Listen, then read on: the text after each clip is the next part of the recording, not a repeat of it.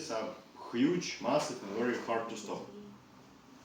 So, bleeding from the varicose veins of the esophagus, that's the main reason of death in our country. Okay.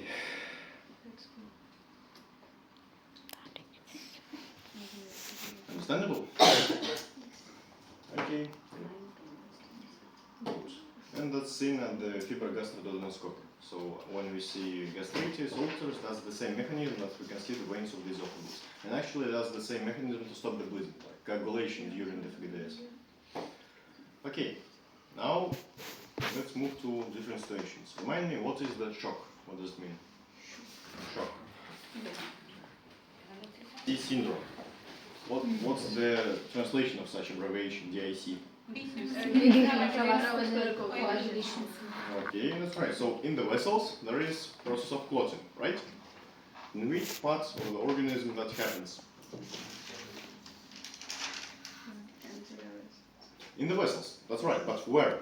Where is the vessels when there is? That happens in all vessels. But in which part of the body?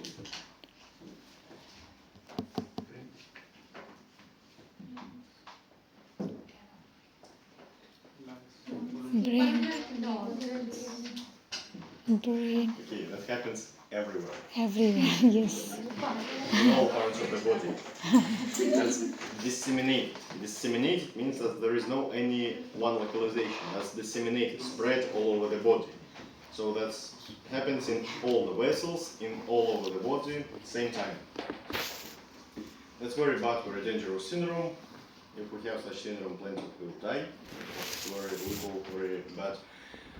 So what happens? First of all, there is clotting, and we don't get big thrombs. Thrombs are always small, and they close our microcirculation. That means that even if we return the patient from the shock, from the DIC syndrome, there still will be problems. For example, if we talk about clotting of the microcirculation of the brain, as there is microcirculation, that won't be clinic of a stroke, no clinic of insultion. That will be subclinical damage. Like if we have insultion, that's acute clinic, right? You understand there is paralysis of half the body, acute clinic. In this case, that won't be acute clinic. We have just shock, just DIC, and that's it. We return the patient, he returns to the work, and for example, he was painter, and he understands that his hands is shaking, he can't paint no more. That's the outcomes of the DIC syndrome. And that happens all over the body, and they get the dysfunction of all the organs. They get ischemical disease of the heart. They have breathing insufficiency. So there is dysfunction of all of the organs. That depends on the how big dysfunction, but still. Because of the thrombosis of the microcirculation.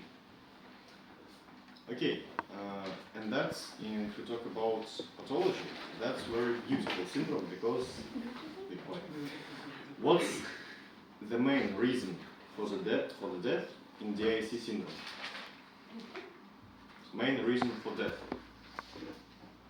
in this syndrome, during the syndrome, not after the syndrome, but in this syndrome.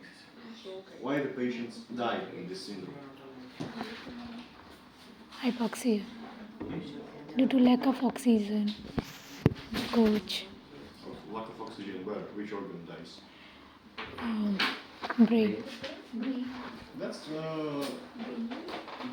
you tell me the clinic of the insultion, but that's subclinical, so there is no clinic of stroke, no death of the brain lack of oxygen.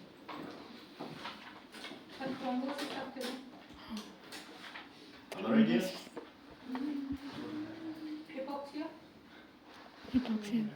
That will be, but that won't lead to death. Tumors. Tumors?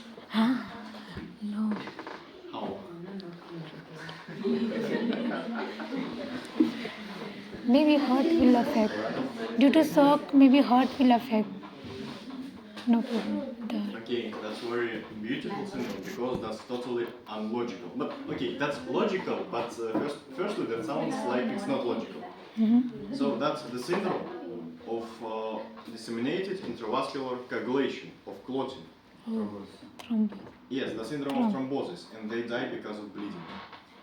Bleeding. Oh no. Bleeding. Shock because. Why it happened? Okay, we have in thrombus we have two elements: the thrombocytes and clotting factors, like specific proteins. There are plenty of number of proteins. Liver creates this process, right? If we talk, we have some number of these proteins. We don't have just endless numbers of proteins. No, we have some number.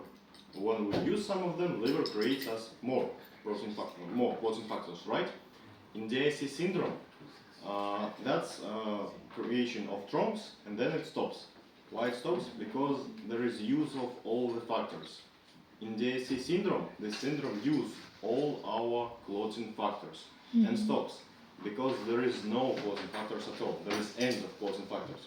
And if the patient with DIC syndrome has little bleeding because of the cut, because of the ulcer, just little bleeding, it's impossible to stop because there is no any clotting factors more. All clotting factors went to the little thrombs in DIC syndrome. Little bleeding will be lethal bleeding. Lethal, yes. Lethal. So, if we get DIC syndrome, any small bleeding will come to death because there is no more clotting factors. All the clotting factors was taken by the DIC syndrome. So, in the syndrome of pathological coagulation, people die because of bleeding. And that's very bad and dangerous syndrome because in the same time we have to try do two opposite things. We have to try to stop bleeding, so we try to coagulate the blood, and in the same time we have to destroy the clots because there is little thrombs in the microcirculation. So we try to do the opposite situations in the same time. That's why it's very hard to deal with this syndrome. But if we talk about reason of death, that's bleeding. If we talk about thrombs of microcirculation, that's actually thrombs of microcirculation, that's the main reason of death after the syndrome, after the shock, because there is insufficiency of the heart, kidneys, liver, so poly-organ insufficiency. But in the syndrome, that's bleeding. Okay, you understand? Okay.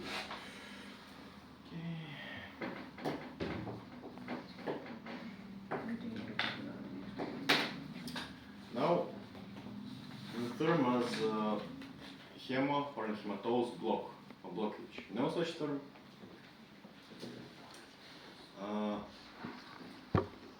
Parenchyma block. Parenchyma cells.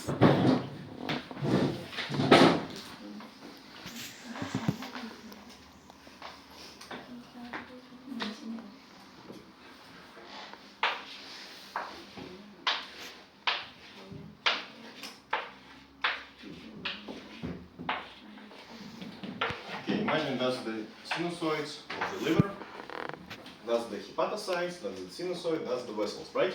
Imagine it. There is, that's, I hope you remember, that's in normal way in sinusoids we don't have the wall. Wall of the sinusoid, that's the membrane of the hepatocytes. So, if you remember the nutmeg liver, right, in chronic venostasis, the rule for you to remember, that's a common pathological rule. In the ischemia, we got the atrophy of the tissue. You understand the term atrophy? Atrophy, that's when the tissue becomes small. Like if you don't use your muscles, it becomes smaller and smaller. So in the atrophy, all the tissue, in the ischemia, all the tissues goes to atrophy except one, except connective tissue. In the atrophy, there is always overgrowth. Yes, in the ischemia, there is always overgrowth of connective tissue. Because when there is atrophy, we get empty spaces. Like it was the tissue, now we have no tissue, empty space. And our organism doesn't love empty space. We need to fill them with something. So we fill them with connective tissue. So what happens here? If we talk about chronic stasis, chronic venostasis in the liver, there is chronic ischemia. In chronic ischemia, there is overgrowth of connective tissue. And the tissue grows here. Tissue creates the walls of the sinusoids.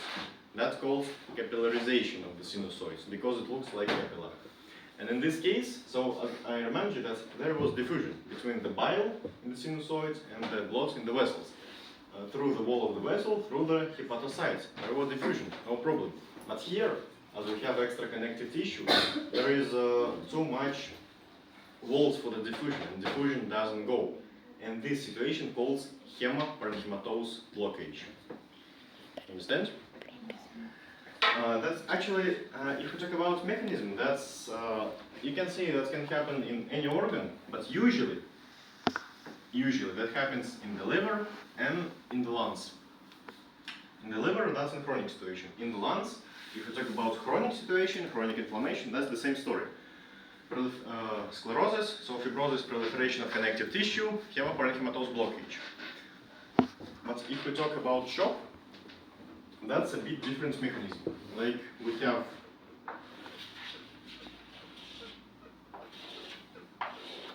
have alveoli and the vessel. That's diffusion of the oxygen, right? From the alveoli to the vessel, and the carbohydrate from the vessel to the alveoli. If we talk about shock, there is the name of the process of the shock lungs is acute respiratory distress syndrome. What happens here? There is acute situation. In acute situation, there is no time for fibrosis, so no time for the connective tissue to overgrowth. But still, we get hemaparenchymatose block. But how? We have edema here. Here is a mucous membrane of alveoli, and there is submucous. There is edema of submucous, edema of muscles. Just simple edema. Because of the in shock, there is a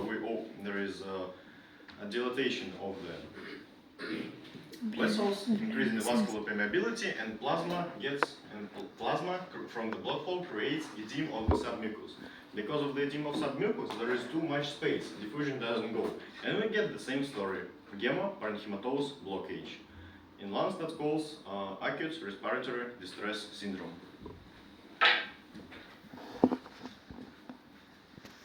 Understand? This thing, QR codes.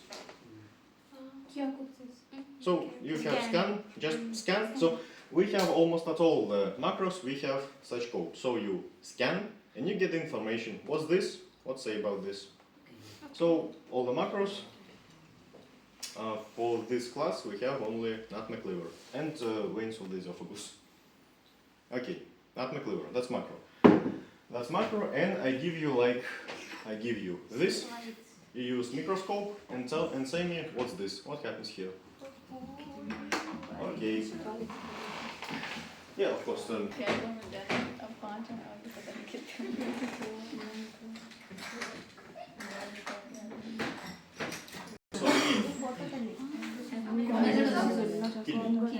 What's the stain for the amyloidosis?